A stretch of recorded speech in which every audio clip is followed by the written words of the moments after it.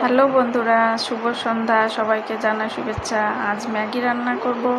প্রথমে ডিমের ভুজিয়া বানিয়ে নিলাম, তারপরে কড়াইয়ের মধ্যে আলু পেঁয়াজ ভাজা করে নেব, একটু কাঁচা লঙ্কা দিয়ে দিয়েছি। তারপরে ভাজা হয়ে গেলে হলুদ দিলাম, লবণ দিলাম, লবণটা দিয়ে একটু ভাজা ভাজা করে নিয়ে তারপরে দেব।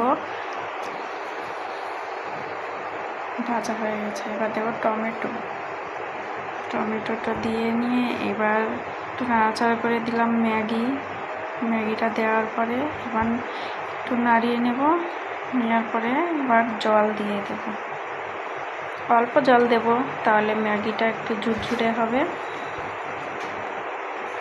মানে চাউমিনের মতো আর কি হবে। তারপরে যে হয়ে গেছে, হওয়ার পরে যে ডিমের ভুজিয়াটা ছিল সেটাকে দিয়ে দিলাম, ম্যাগি মশলা দিলাম, দিয়ে নাড়িয়ে নিয়ে আর দেখুন কতটা ঝুরঝুরে হয়ে গেছে, ম্যাগি হয়ে গেছে। এবার নামিয়ে নেব।